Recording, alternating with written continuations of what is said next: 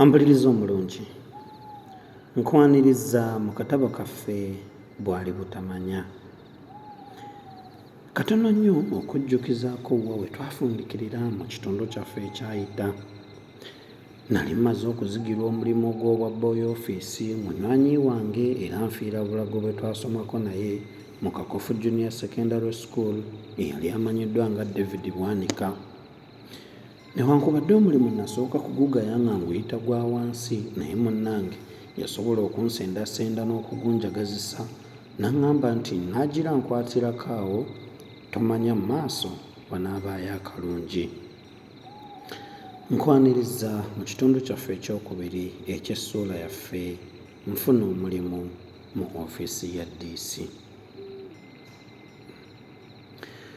Obwa boy office nali naakabukoleramu emyezi 10 n'enkwana omuwala Faisi Nannono eyali asoma mu primary 5 mu ssomero eryali mu mayiro ng'ennya okuva ku ofiisi ya DC. Waayitawo emyezi 4 Faisi n'afuna olubuto lwange. Bazadde be olwabimanya ne banzinda. Ebigambo byagenda okukkakkana nga mmaze kubawa siringisi 3 ez'akatanyi. Ezo nno nazeewola ku bannange be nakolanga nabo. Emyezi gya Faisi bwe gyatuuka nanzaalira omwana omulenzi ne mmutuuma Ntege. Faisi bwe yafuna olubuto olwokubiri ne mmutwalira ddala mu kayumba kange n'atandika okuntokosezanga amatooke. Bwe nali sinnakwana Faisi nga nnina abawala 2 be nayagalanga, Balyama ne Nantale. Bombi nabafunyisa embuto ne bazaala mu mwezi gumu. Omwana wa Balyama namutuuma Musaazi, owa Nantale ne mmutuuma Nandugga. Bwanika yatwewuunyisanga ffenna abaakolanga naye olw'empisa ze ennungi. Teyalina ttima oba obuggya oba olunkulu. Bw'akolanga ensobi ng'akuzza mu kyama n'akubuulirira ng'abuulirira omwana we oba muganda we. Teyanywanga mwenge. Bwe yavanga ku mirimu ng'agenda butereevu mu maka ge. Bwe yatuukanga eka ng'adda mu bitabo bye ng'asoma oba ng'atandika okusomesa abaana be.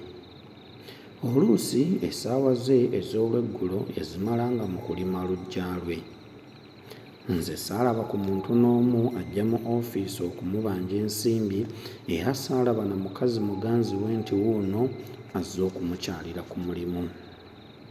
Buli lwa Sande teyabulanga mu ssinzizo. Eddiini ye yali mu bigambo ne mu bikolwa. Nze Bwanika mwekola olw'okunkubirizanga ennyo okusoma ebitabo ebyannyongera okumanya Olungereza n'ebintu ebirala. Yaŋŋambanga bulijjo nti omuntu atasoma bitabo tayinza kweyongera mu magezi. Yanzikiriza okweyazikanga ebitabo bye buli lwe nayagalanga. Amazima n'obwenkanya bwa Bwanika bye byansobozesa okukuzibwa n'empeebwa omulimu gw'obutaputa mu ofiisi ya DC nga naabakoleramu emyaka 7. Waaliwo omutaputa omu n'aweebwa ggombolola, ekifo kye yalimu ne kiba nga kyetaaga okujjuza. DC bwe yabuuza Bwanika omuntu ayinza okukiddamu, ye kwe kumunnyonnyola nti James Kasolo alabika nga yeeyongedde nnyo okumanya Olungereza n'ebintu ebirala. Lwaki tetumugezaako ne tulaba obanga ekifaana akisobola? DC yamuddamu nti kale katumugezeeko. Tewaali kyansanyusanga okugenda okutaputira ba DC ku magombolola ne ku masaza. Abaami nange bampanga ekitiibwa kinene. Gwenze yabatuusangako ebigambo ebiva mu kamwa ka DC. Ku nkoko ze baaleeteranga DC kwajjirangako n'eyange. Ne ku magi n'amata nange nafunangako. Abaami abamu bantwalanga mu maka gaabwe ne bangabula ku bya ssava bye baalyanga. Obuzibu obunene bwe nasanga mu butaputa bwali bwa kutegeera bulungi mu Lungereza ba DC bye baayagalanga okutegeeza abantu. Ba DC bangi Oluganda baalutegeeranga. Bwe wakyusanga obubi ebigambo bya DC ng'amanya nti osobezza era n'abaami abamu bwe wabakyusizanga obubi ebigambo by'abaddesi nga bamanya. Mu butaputa mwe namanyira nga kiba kizibu omuntu okumanya obulungi engero n'ebisoko by'olulimi olutali lulwe. Lwali lumu ne ŋŋenda ku safaali n'eddisi gwe baayitanga Kalevu. Yali agenda kukuba lukiiko ku ssaza annyonnyole abaami nga bwe basaana okukubiriza abantu okulima emmere ebamala. Abaami n'abantu bonna bwe baamala okukkalira mu bifo byabwe, ddisi n'ayimirira, nange ne mudda ku lusegere. Teyalwa n'atandika okwogera nga nange bwe nkyusiza abantu by'ayogera. Yatandika bw'ati: Owessaza, Abagombolola, Abamiruka, and all the people assembled here, I am very pleased to be with you this morning.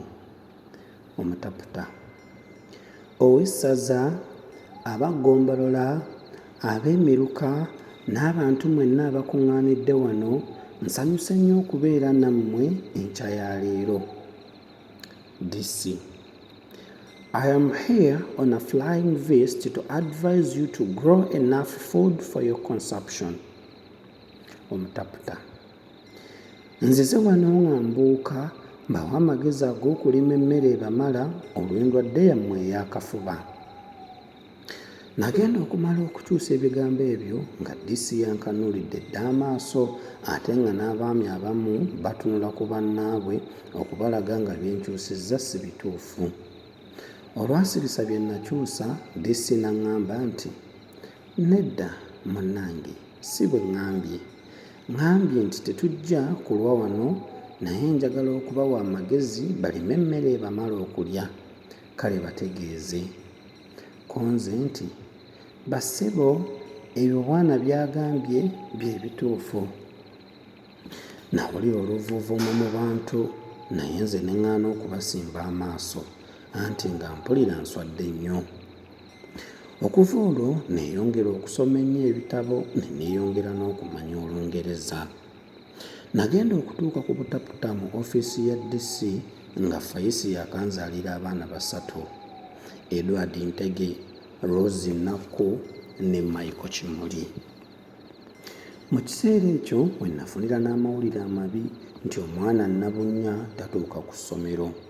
Bw'agenda okusoma adda mu kkubo kulya miyembe. Ebyo bwe nabitegeeza ku Fayisi n'aŋŋamba nti, lwaki omwana omuleka eyo okubonaabona nga mulekwa? Muleete asome ng'ava wano ne banne.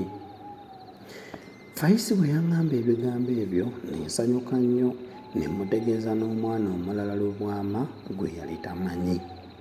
Lubwama yali aweza emyaka 6, naye ssengange Nakku ne mwannyinaze Kristiina be bokka abaali bamumanyi. Abaana bonna Fayisi yakkiriza okubalabirira mu maka gaffe. Ekyo kyanyongera okumwagala ne musuubiza n'okumuwasa empeta. Buteeraba eyasaza omusaala gwange lwe nawagama mu ntebe ya DC yali munnange nnyo. Yali munywi nnyo wa mwenge, naye nga nze sigukombako. Lwe twabanga tuyise ffembi bwe yaŋŋambanga nti, tugendeko mu bbaala. Nze nga muddamu nti, nze atanywa mwenge, mu bbaala ŋŋenda kukolayo ki? Olwamalanga okwogera ebyo, nze nga mwawukanako. Lwali lumu mwannyina eyayitibwanga Nakitto n'ajja ewaabwe okubalabako. Yali amaze emyezi 6 ng'anobye omwabba. Ewa Buteeraba yali yakasulayo ekiro kimu. Buteeraba n'aŋŋamba nti, ewange eriyo ekimyula kye njagala olabeko. Nange nasitukiramu ng'eyatega ogw'ebyayi. Bwe nakuba ku Nakitto eriiso ne ŋŋamba nti bwe sikwana ono nga sikyamanyi kukwana. Okumusaba omukwano kwali kukinaanika akyagala. Mu maka ga Buteeraba mwalimu ennyumba bannyina mwe baasulanga nga bazze okumulabako, kubanga yali asikidde kitaabwe nga tabakkiriza kusula mu nnyumba ye. Mu nnyumba Nakitto mwe yasulanga nange mwe namusanganga, emboozi n'egwa amakerenda. yali munywi nnyo wa bbiya. Mu nnaku 10 ze yamala ewa Buteeraba namuweeramu eccupa za bbiya 20. Bwe yaddayo ewaabwe yamalayo wiiki 3 n'akomawo. Mu kiseera ekyo ng'amaze okudda nange ewange nali sikyatereerayo. Lwali lumu Nakitto n'aŋŋamba nti, "Ampuliriza omulungi, nzikiriza tujja kufundikirira awo olwakadde akatale ku ludda lwaffe. Nzikiriza awo we tujja okusinziira tweyongereyo tumanye ki Nakitto kye yali agamba. Akuume atakumira mpeera."